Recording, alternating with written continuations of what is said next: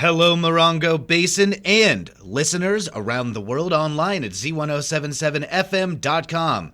Here is the Z107.7 Local News for Monday, August 19th, 2024. 2 convicted felons were arrested on suspicion of having a ghost gun in Yucca Valley. On Thursday morning, around 4 a.m., a deputy from the Sheriff's Morongo Basin Station conducted a security check on an occupied van parked near the intersection of Balsa Avenue and Mackey Avenue in Yucca Valley. Deputies report finding Jesse Palacios, 29, and Bronte Grinnell, 32, on a bed in the van. Deputies determined that both Palacios and Grinnell were convicted felons, and Palacios was currently on parole. Deputies conducted a probation search of the vehicle and say they found a loaded and unserialized 9mm Glock-style pistol with a high-capacity magazine. Unserialized, untraceable firearms are known as ghost guns and are illegal. Deputies report that both Palacios and Grinnell denied ownership of the weapon. Jesse Palacios and Bronte Grinnell were arrested on suspicion of being felons in possession of weapons and booked into the West Valley Detention Center. Palacios is being held without bail. Grinnell is being held on $30,000 bail. In San Bernardino tomorrow morning, county supervisors hold their regular twice-monthly meeting at 10 o'clock. Tomorrow's agenda holds good news for Big Morongo Canyon Preserve and maybe not such good news for the 7,700 unincorporated area residents who are about to be added to Burtek's mandatory waste collection routes and all the charges and special sorting rules that requires. Reporter Mike Lipsitz is here with more on tomorrow's meeting.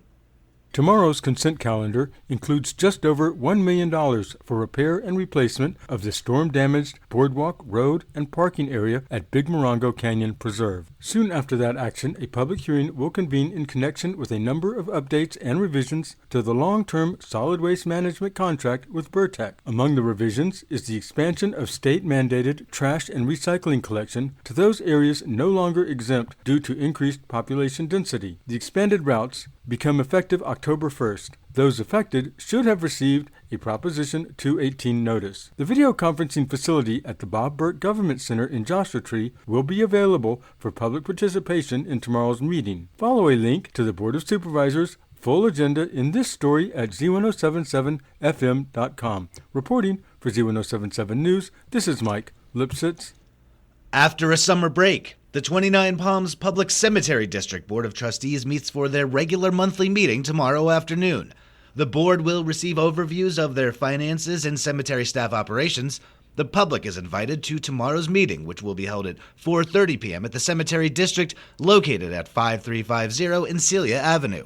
Tomorrow afternoon, the 29 Palms Planning Commission will meet for a study session on mobile home parks and recreational vehicle parks. Reporter Heather Clisby has more. In an ongoing effort to update and simplify the city's development code language, the 29 Palms Planning Commission will host a study session on mobile home parks and special occupancy parks on Tuesday evening. Previously, the commission requested that regulations for mobile home parks, recreational vehicle parks, and campgrounds be separate. Proposed changes include requiring common laundry facilities at mobile home parks, requiring trash enclosures at recreational vehicle parks, and increasing the minimum lot size to 10 acres for campgrounds. Again, this is a workshop, so the commission will simply be gathering input before holding public hearings on the matter. The meeting takes place on Tuesday at 5 p.m. at City Hall, 6136 Adobe Road. It can be live streamed or viewed on demand via the city's website. Reporting for Z107.7, I'm Heather Clisby.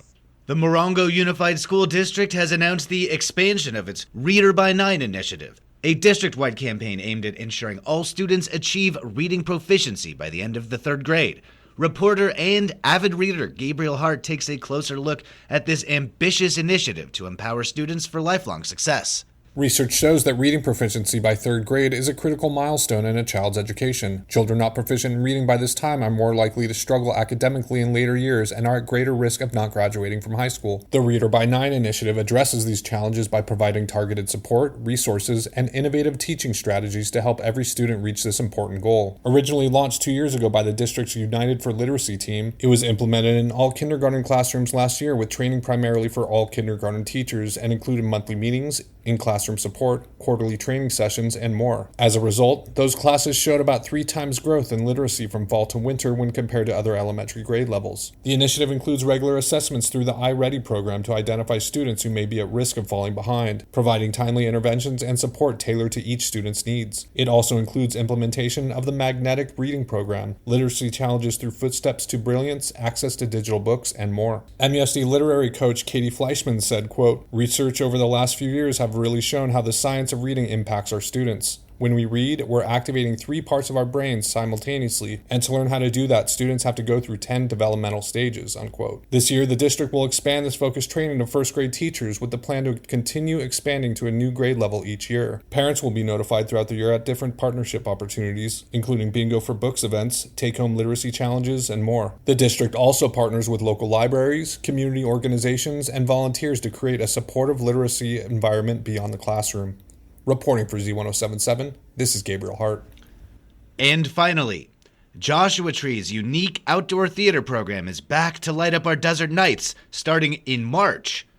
Joshua Tree's unique outdoor theater program announced their 2025 season, but they're holding auditions next month. Entertainment reporter Charlie Thomas provides the who's, the what's, the where's, and how you can participate. Windwalkers presents the newest season of the annual Joshua Tree Theater Under the Stars for 2024-25. They'll be holding a general audition for their season on September 7th and 8th from 11 a.m. to 3 p.m. They are currently looking for male and female performers aged 16 to 80. The season will begin in March of 2025 and conclude in June of 2025, with each show running 2 weeks. A season slate of shows includes Brecht Unplugged, directed by Mary Hunter, Waiting for Godot, directed by Abe Daniels, Somewhere in Damascus, directed by Charlie Parker, and Marjorie Prime, directed by Eddie Tucker. Each actor will have 5 minutes and should include 2 contrasting monologues. Please bring a headshot with your name on it as well as a resume if you have one. Auditions will take place at the Windwalkers Medicine Wheel located at 6930 Lawrence Avenue, Joshua Tree. For inquiries, please call 626-233-4768.